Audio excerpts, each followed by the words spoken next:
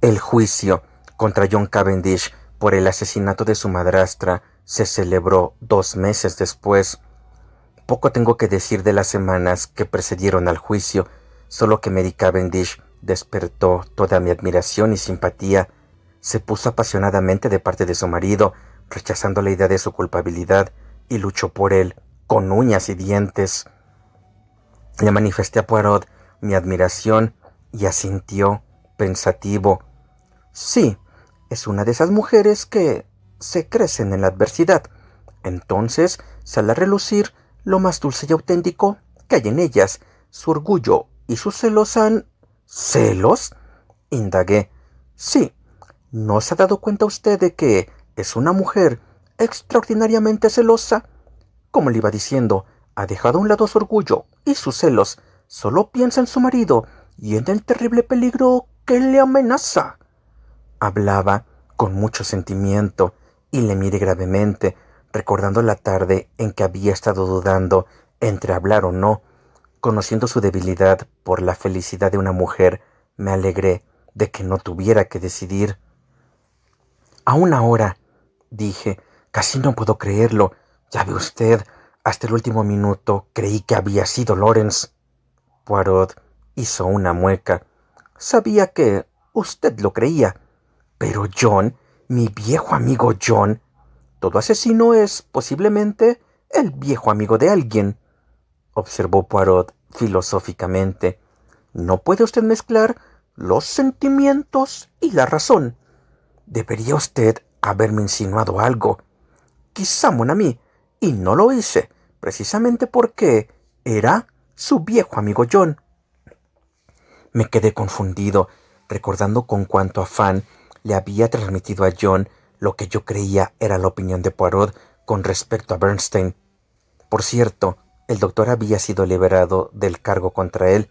Sin embargo, aunque por esta vez había sido más listo que ellos y no pudo probarse la acusación de espionaje, le habían cortado las alas para el futuro.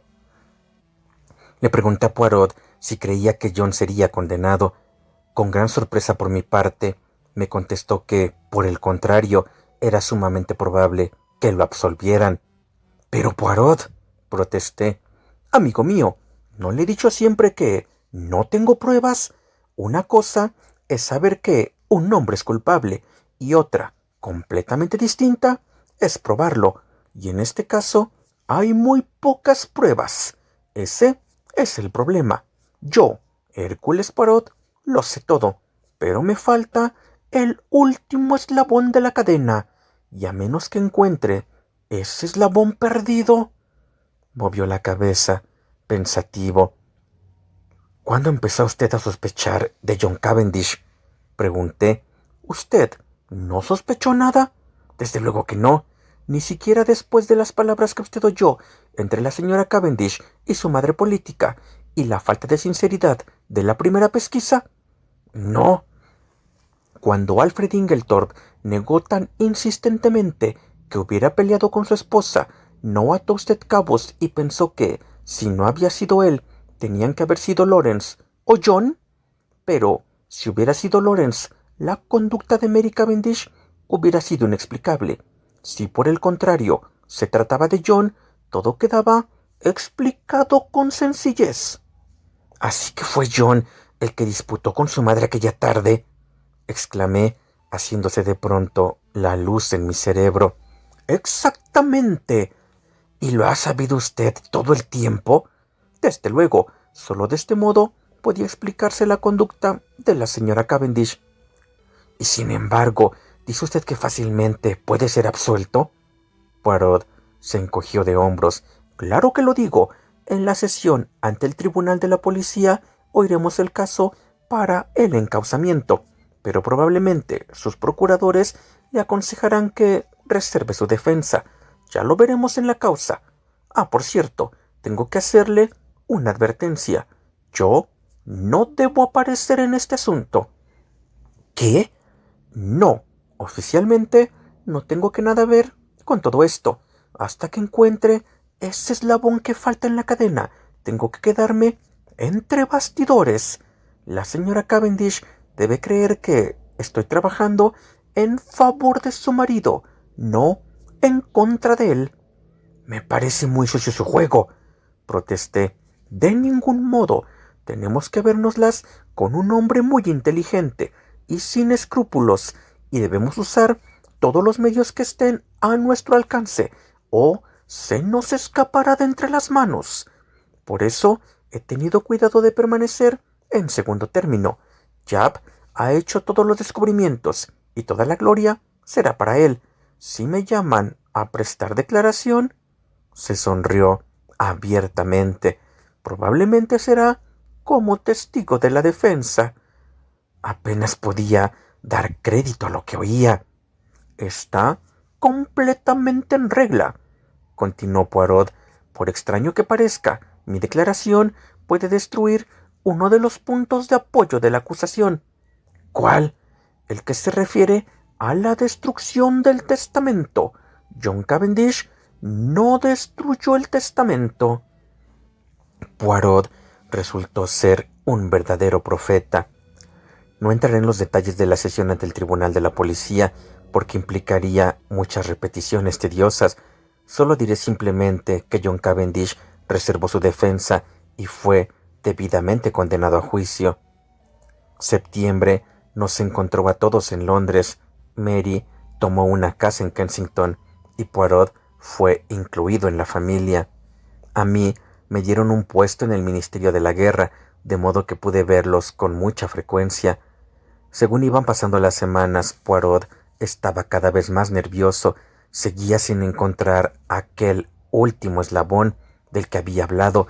En mi interior yo deseaba que no apareciera, porque ¿qué vida esperaba Mary si yo no era absuelto?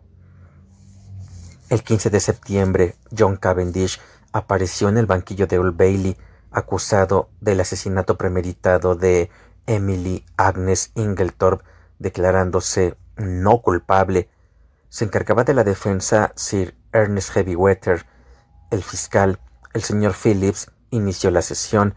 El asesinato, dijo, demostraba una premeditación y sangre fría extraordinarias. Se trataba, ni más ni menos, del deliberado envenenamiento de una mujer cariñosa y confiada por un hijastro para quien había sido más que una madre. Lo había mantenido desde la infancia. Él y su esposa habían vivido en Styles una vida de lujo, rodeados de su cariño y cuidados.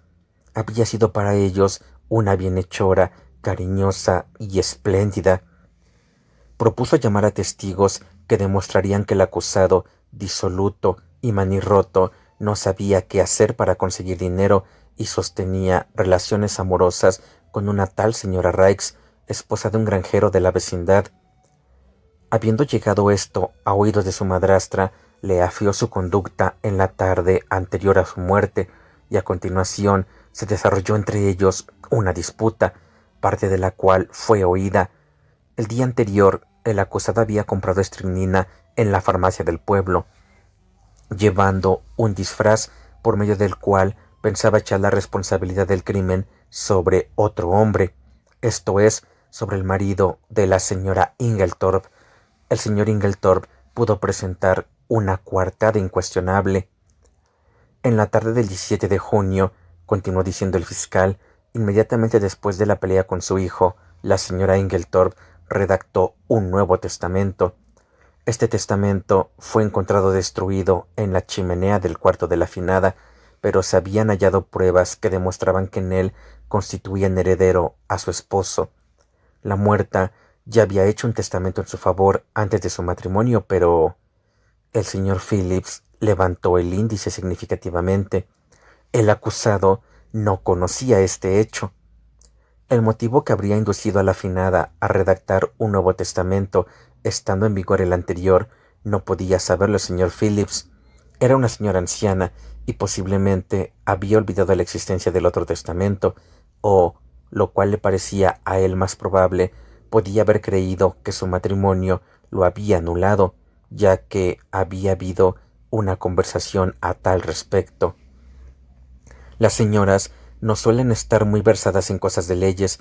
Había redactado un testamento en favor del acusado alrededor de un año antes. El señor Phillips presentaría un testigo que probaría que fue el acusado el último que tocó el café de la finada en la noche fatal. Más tarde solicitó entrar en el cuarto de su madrastra, encontrando entonces sin duda oportunidad de destruir el testamento, pensando que de este modo convertía en válido el redactado a su favor. El acusado ha sido arrestado por el detective inspector Yap, funcionario de gran capacidad, como consecuencia de haberse descubierto en su cuarto el mismo frasco de estricnina que había sido vendido en la farmacia del pueblo al supuesto señor Inglethorpe el día anterior del asesinato. El jurado decidiría si estos hechos condenatorios constituían o no prueba abrumadora de la clara culpabilidad del reo, y dando a entender que no podía imaginarse a un jurado diciendo lo contrario, el señor Phillips se sentó, enjugándose la frente. Los primeros testigos de la acusación fueron, en su mayor parte, los que habían sido llamados en la encuesta, y como entonces, con anterioridad, había sido oído el informe médico. Sir Ernest Heavywater, famoso en toda Inglaterra por su falta de escrúpulos para intimidar a los testigos, solo hizo 2 preguntas. Tengo entendido, Dr. Bernstein, que la estricnina como droga actúa rápidamente. Sí. ¿Y que usted no puede explicar el retraso en este caso? No. Gracias. El señor Mace identificó el frasco que le entregó el fiscal como el que había vendido al señor Inglethorpe.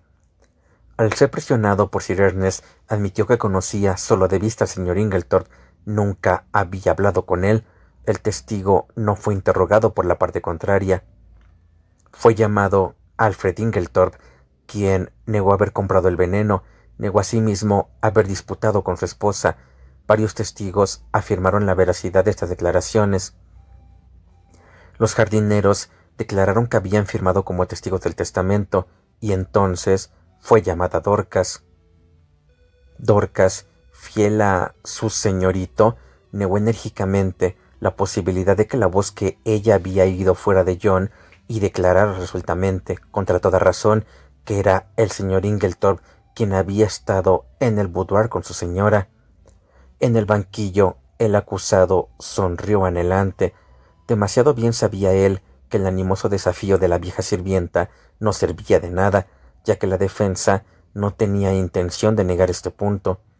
Naturalmente, la señora Cavendish no pudo ser llamada a prestar declaración contra su esposo. Después de varias preguntas sobre otros temas, el señor Phillips preguntó: ¿Recuerda usted la llegada, el pasado mes de junio, de un paquete de Parkson, los sastres de teatro, para el señor Lawrence Cavendish? Le suplico, haga memoria. No recuerdo, señor. Puede haber sido así, pero el señor Lawrence estuvo fuera durante una parte de aquel mes. En caso de que el paquete hubiera llegado en su ausencia, ¿qué hubiera hecho con él? Lo hubieran llevado a su cuarto. Esto lo hubieran mandado a él. ¿Usted? No, señor. Yo lo hubiera dejado en la mesa del vestíbulo. La señorita Howard era la que se cuidaba de esas cosas. Llamada, la señorita Howard fue interrogada primeramente sobre otros aspectos de la cuestión, abordándose al fin el tema del paquete. No recuerdo. Llegaban montones de paquetes. Imposible recordar uno determinado. ¿No sabe usted si le fue enviado a Gales al señor Lawrence Cavendish o si fue dejado en su cuarto? No creo que haya sido enviado a Gales, lo hubiera recordado. Suponiendo que llegara un paquete dirigido al señor Lawrence Cavendish y que después desapareciera, ¿lo habría echado de menos? No, no lo creo. Supondría que alguien lo había guardado. ¿Fue usted, señorita Howard, quien encontró este pliego de papel de estraza? Y mostró el mismo pliego de papel polvoriento que Poirot y yo habíamos examinado en el saloncito de mañana de Styles. Sí, yo fui. ¿Cómo se le ocurrió a usted buscarlo? El detective belga, llamado para investigar el caso, me pidió que lo buscara. ¿Dónde lo encontró usted? En la parte superior de un armario. ¿En el armario del acusado? Creo que sí. ¿No fue usted misma quien lo encontró? Sí. Entonces debe usted saber dónde lo encontró. Sí, fue en el armario del acusado. Esto ya está mejor. Un empleado de Parkson, sastres de teatro, declaró que el 29 de junio habían enviado una barba negra al señor Lawrence Cavendish, según se les había pedido. El encargo había sido hecho por carta, dentro de la cual iba una orden para cobrar en correos. No conservaban la carta. Todas las transacciones se apuntaban en los libros. Según se les indicaba, habían enviado la barba a Mr. L. Cavendish, Styles Court. Sir Ernest Heavywater se levantó con estudiada lentitud. ¿De dónde venía la carta? De Styles Court. ¿De la misma dirección a donde ustedes enviaron el paquete? Sí. ¿Y la carta venía de allí mismo? Sí. Como un ave de presa, Heavywater cayó sobre él. ¿Cómo lo sabe usted? No comprendo. ¿Cómo sabe usted que la carta venía de Styles? ¿Se fijó en el matasellos? No, pero... Ah, no se fijó en el matasellos. Sin embargo, usted afirma resueltamente que venía de Styles. En realidad, ¿no podía haber venido de cualquier otro sitio? Sí, en realidad, la carta, aunque escrita en papel timbrado, no podía haber sido enviada desde cualquier parte, desde Gales, por ejemplo. El testigo admitió que podía haber ocurrido así, y Sir Ernest no ocultó su satisfacción. Elizabeth Well, segunda doncella de Styles, manifestó que después de haberse ido a la cama, recordó que había dejado la puerta principal con el cerrojo echado por dentro, y no cerrada solo con el picaporte, como el señor Inglethorpe había ordenado. Por consiguiente, había bajado a rectificar su error. Al oír un ligero ruido en el ala izquierda, atisbó a lo largo del pasillo y vio al señor John Cavendish llamando a la puerta de la señora Inglethorpe. Sir Ernest Heavywater terminó pronto con ella, la intimidó de un modo tan despiadado que se contradijo lamentablemente, y Sir Ernest se sentó con sonrisa satisfecha. Annie declaró sobre la mancha de grasa en el suelo y cómo había visto al reo llevar el café al boudoir, suspendiéndose la vista hasta el día siguiente, tras su declaración. Camino de casa, Mary Cavendish se quejó con amargura de los procedimientos del fiscal. ¡Qué hombre más odioso! ¡Qué red le ha tendido a mi pobre John! ¿Cómo retorcía los hechos hasta hacerles adquirir un sentido distinto? Bueno, la consolé, mañana será otra cosa. Sí, dijo Mary, pensativa. De pronto bajó la voz. Señor Hastings, ¿usted no creerá que... Oh, no puede haber sido Lawrence. No puede haber sido él. Pero yo mismo estaba desconcertado, y tan pronto como me reuní con Poirot, le pregunté qué sería lo que intentaba Sir Ernest. Ah, repuso Poirot con admiración, es un hombre muy hábil ese Sir Ernest. ¿Creerá culpable a Lawrence? Opino que no cree nada ni le importa nada. No, lo que pretende es sembrar la confusión en el jurado, que la opinión esté dividida respecto a cuál de los dos hermanos lo hizo. Está tratando de demostrar que hay tantas pruebas contra Lawrence como contra John, y no digo que no lo consiga en algún momento. Al reanudarse la vista de la causa, el primer testigo requerido fue el detective inspector Yapp, quien prestó declaración sucinta y brevemente. Después de relatar los anteriores acontecimientos, continuó. Actuando de acuerdo con información recibida, el superintendente Summerhay y yo registramos el cuarto del acusado, aprovechando su ausencia de la casa. En la cómoda, debajo de unas prendas interiores, encontramos, primero, un par de quevedos con montura de oro, semejantes a los que usa el señor Inglethorpe. Presentó los quevedos. Segundo, este frasco. El frasco era el que ya había reconocido al ayudante de la farmacia, una pequeña botella de cristal azul con unos granos de un polvo cristalino y que llevaba la siguiente etiqueta: hidrocloruro de estricnina, veneno. Los detectives habían descubierto una nueva prueba después de la sesión ante el tribunal de la policía.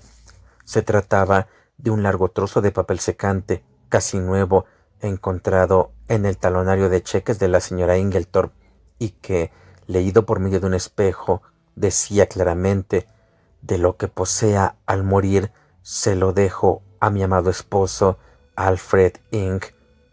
Con esto quedó establecido sin lugar a duda que el destruido testamento había sido hecho en favor del marido de la difunta señora. A continuación, Jab mostró el trozo de papel medio quemado, descubierto en el hogar de la chimenea, y con esto y el hallazgo de la barba en el desván terminó su declaración. Pero todavía faltaba el interrogatorio de Sir Ernest. ¿En qué día registró usted el cuarto del acusado? El martes 24 de julio. ¿Una semana exactamente después de la tragedia? Sí. ¿Dice usted que encontró esos dos objetos en la cómoda? ¿Estaba abierto el cajón? Sí.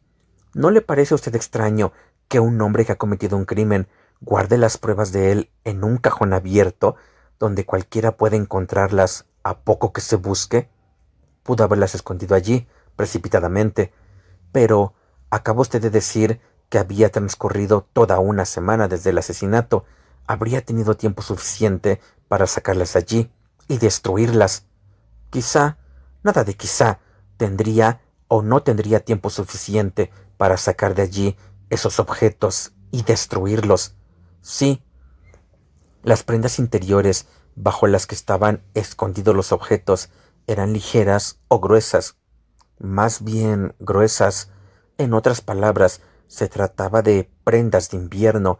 Era sumamente improbable que el acusado fuera a tal cajón, ¿verdad? Quizá. Por favor, contesta mi pregunta.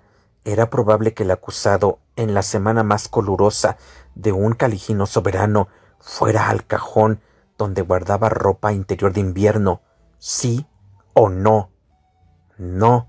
En tal caso, ¿no es posible que los artículos en cuestión fueran puestos allí por una tercera persona y que el acusado no conociera su presencia? No me parece probable.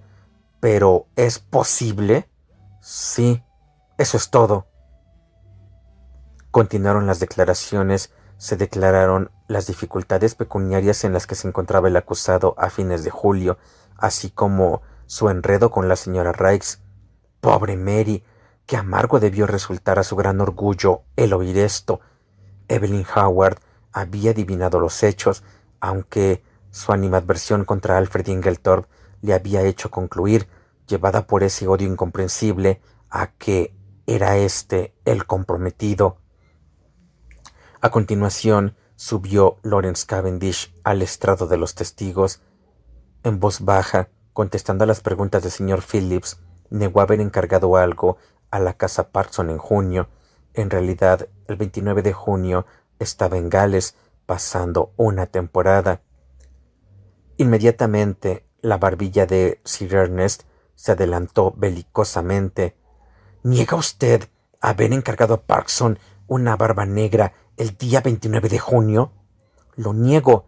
Ah, en caso de que le ocurriera algo a su hermano, ¿quién heredaría a Styles Court? La brutalidad de la pregunta hizo afluir la sangre al rostro pálido de Lawrence. El juez expresó su desaprobación con un débil murmullo, y el acusado en el banquillo se adelantó furioso. Heavywater no se impresionó en absoluto por la furia de su cliente. Contesta mi pregunta, por favor.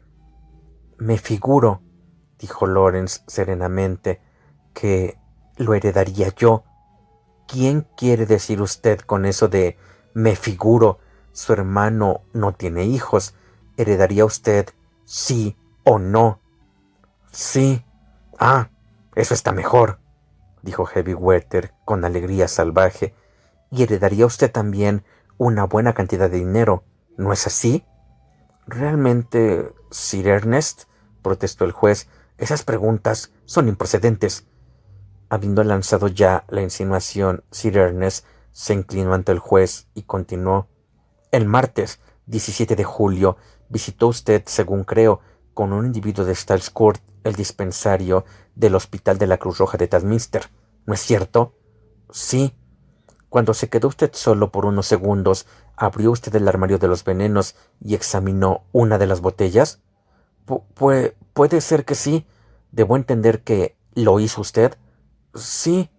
Sir Ernest lanzó la siguiente pregunta directamente. ¿Examinó usted una botella en particular? No, no lo creo. Tenga usted cuidado, señor Cavendish. Me refiero a una botella pequeña de hidrocloruro de estricnina. No, estoy seguro que no. Entonces, ¿cómo explica usted que se hayan encontrado en la botella sus huellas dactilares? El sistema empleado por Sir Ernest para amedrentar a los testigos era especialmente eficaz con un temperamento nervioso. Me, me, me figuro que la habría cogido. Yo también me lo figuro. ¿Sustrajo usted algo del contenido de la botella? Desde luego que no. Entonces, ¿para qué la cogió usted? En otros tiempos he estudiado medicina. Naturalmente, esas cosas me interesan. Ah, de modo que los venenos naturalmente le interesan, ¿no es cierto? Sin embargo, ¿esperó usted encontrarse a solas para satisfacer su interés?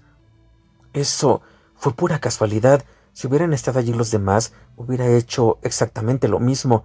Sin embargo, dio la casualidad de que los demás no estaban presentes. Sí, pero...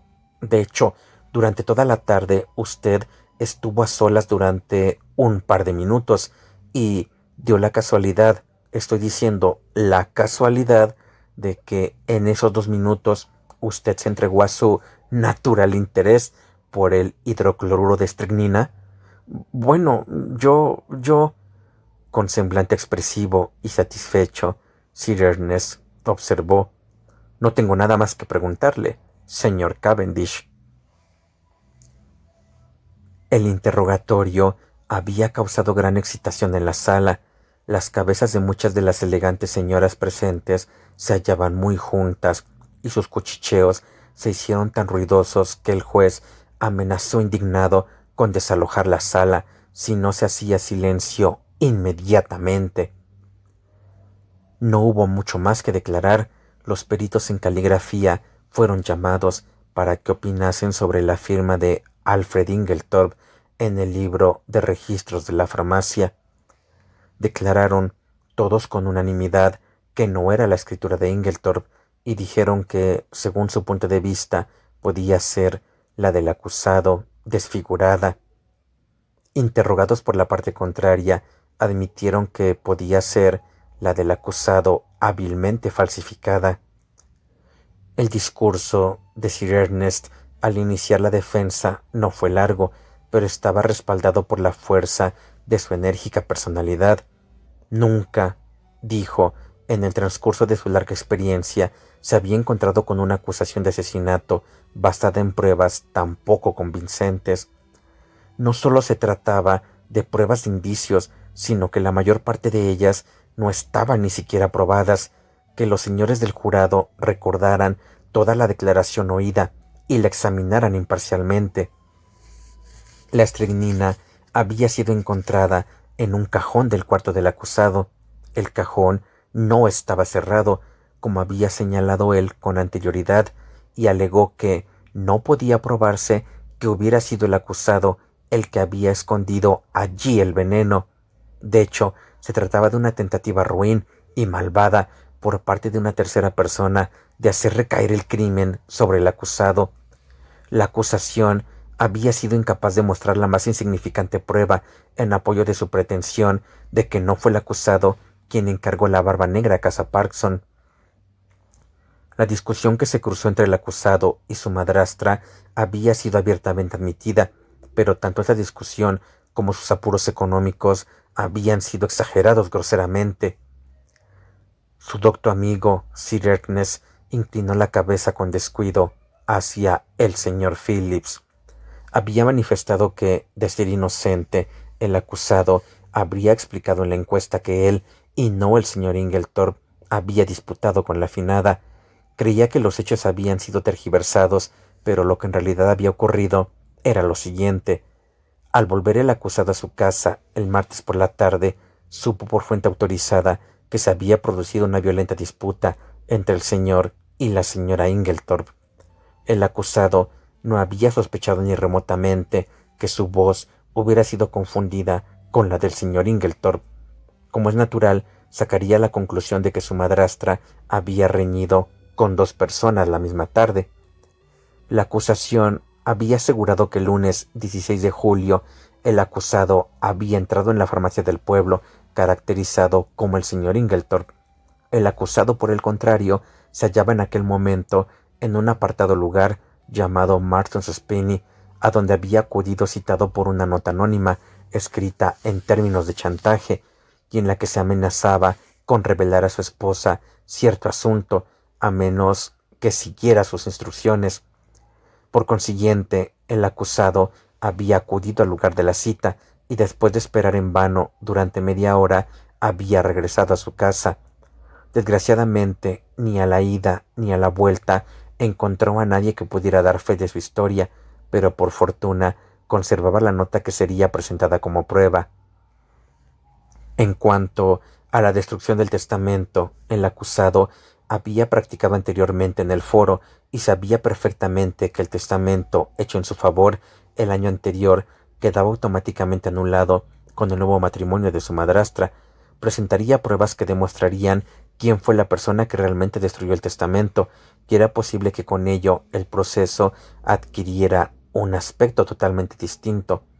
Por último, quería llamar la atención del jurado sobre el hecho de que existían pruebas contra otras personas, además de John Cavendish. Por ejemplo, las pruebas contra Lawrence Cavendish eran tan consistentes, por lo menos, como las que había contra su hermano.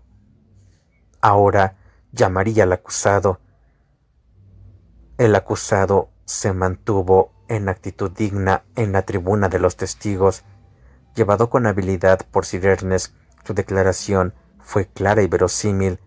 El anónimo fue presentado al jurado para su examen. La prontitud con que admitió sus dificultades económicas y el desacuerdo con su madrastra dio valor a sus negativas. Al final de su declaración, se detuvo y dijo: «Quisiera dejar bien sentado que desapruebo y rechazo enérgicamente las insinuaciones de Sir Ernest con respecto a mi hermano. Estoy seguro de que mi hermano no tiene más participación en el crimen que yo mismo». Sir Ernest se limitó a sonreír. Su aguda mirada observó que la protesta de John había causado una impresión muy favorable al jurado. Entonces empezó el interrogatorio de la parte contraria. «Creo haber oído decir que ni remotamente le pasó a usted por la cabeza el que los testigos de las pesquisas hubieran podido confundir su voz con la del señor Inglethorpe. ¿No le parece muy extraño?» «No lo crea. Me dijeron que mi madre había disputado con el señor Inglethorpe y no se me ocurrió que no fuera así. Ni siquiera cuando la sirvienta repitió algunos trozos de la conversación que usted debió haber reconocido». «No los reconocí. Su memoria debe ser muy floja». «No, pero los dos estábamos enfadados y creo que dijimos más de lo que pretendíamos. No me fijé en las palabras exactas de mi madre». El escéptico bufido del señor Phillips fue un golpe maestro de habilidad. Luego pasó al tema del anonimato. «Ha presentado usted esta nota muy oportunamente. Dígame, ¿no le resulta familiar la escritura?» «No, que yo sepa». «¿No opina usted que tiene un notable parecido con la suya propia, disimulada con gran cuidado?» «No, no lo creo». «Le digo a usted que es su propia letra». «No, le digo que en su ansiedad por mostrar una coartada, concibió usted la idea de fingir una cita increíble y que usted mismo escribió esta nota para apoyar su afirmación». «No». «¿No es cierto que en la hora que usted declara haber estado esperando en un lugar solitario poco frecuentado, estaba usted realmente en la farmacia de Stanley St. Mary comprando estricnina a nombre de Alfred Inglethorpe?» «No, es mentira». «Le digo a usted que, llevando uno de los trajes del señor Inglethorpe y una barba negra recortada, de modo que parecería la suya, usted estaba allí y firmó en el registro con toda tranquilidad y con el nombre de él. Eso es completamente incierto. Entonces, dejaré que el jurado considere el parecido de la escritura de la nota del registro y de la suya propia, dijo el señor Phillips, y se sentó con el aire del hombre que ha cumplido con su deber, pero que se siente horrorizado por tener que oír semejante perjurio. Después de esto, como se había hecho tarde, la vista de la causa se suspendió hasta el siguiente lunes. Observé que Poirot parecía completamente descorazonado, fruncía el ceño. —¿Qué ocurre, Poirot? —pregunté. —¡Ay, amigo mío! Esto va mal, muy mal. Sin poderlo remediar, mi corazón dio un vuelco de alegría. Era evidente que había una posibilidad de que John fuera absuelto. Cuando llegamos a la casa, mi amigo rechazó con un gesto el ofrecimiento de té que le hizo Mary. —No, gracias, señora. Voy a subir a mi cuarto. Subí tras él, todavía frunciendo el ceño, se acercó al escritorio y cogió una pequeña baraja. Después acercó una silla a la mesa y con gran pasmo por mi parte empezó con toda solemnidad a construir casas con las cartas. Involuntariamente me quedé con la boca abierta y él me dijo de pronto: —No, amigo mío, no estoy en mi segunda infancia. Quiero calmar mis nervios, nada más que eso. Este ejercicio requiere precisión con los dedos. Con la precisión de los dedos viene la precisión de la mente, y nunca la he necesitado como ahora. —¿Pero qué ocurre? —pregunté. De un manotazo, Poirot deshizo el edificio construido con tanto cuidado. —Lo que ocurre es esto, amigo mío, que puedo construir con las cartas casas de 7 pisos, pero no puedo. Manotazo a la mesa. Encontrar. Nuevo manotazo. El último eslabón del que le hablé a usted. Guardé silencio, no sabiendo qué contestar, y Poirot empezó de nuevo lentamente a construir edificios con las cartas, hablando entrecortadamente mientras lo hacía.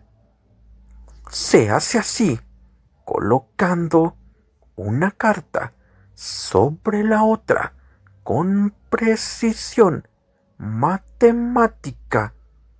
Bajo su mano, la construcción de cartas crecía piso a piso. Poirot no tuvo ningún fallo, ni un titubeo. Era casi como un conjuro mágico. —¡Qué firme tiene usted la mano! —observé.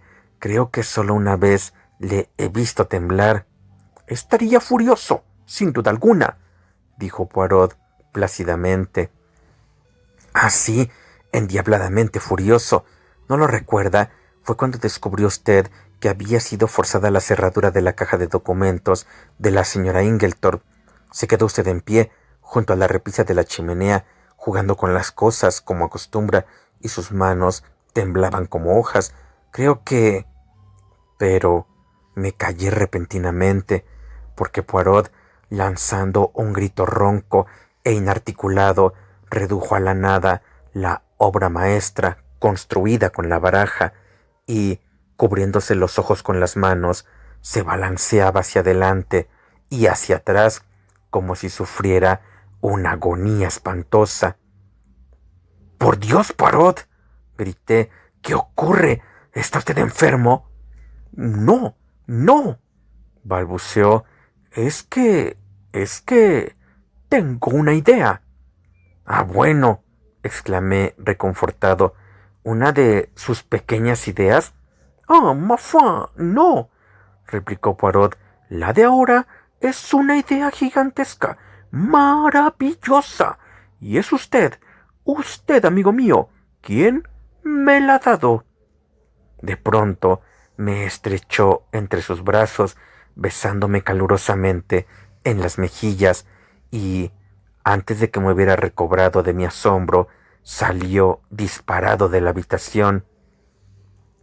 En aquel momento entró Mary Cavendish. —¿Qué le ocurre al señor Poirot? Ha pasado por mi lado corriendo y gritando: ¡Un garage, por el amor de Dios! Señora, dígame dónde hay un garage. Y sin esperar contestación, se precipitó a la calle. Me acerqué corriendo a la ventana. Cierto, allí estaba, corriendo de un lado para otro, sin sombrero y gesticulando. Me volví hacia Mary Cavendish con expresión desesperada. De un momento a otro lo detendrá un policía. Allá va por la esquina. Nos miramos sin saber qué hacer. Pero, ¿qué le pasará? Moví la cabeza negativamente. No lo sé. Estaba construyendo casas con una baraja cuando de pronto dijo que tenía una idea y salió disparado, como usted ha visto. Bueno, dijo Mary, supongo que estará de vuelta antes de la cena. Pero llegó la noche y Poirot no había regresado.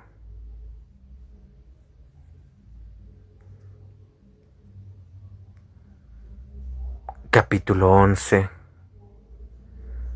La causa criminal.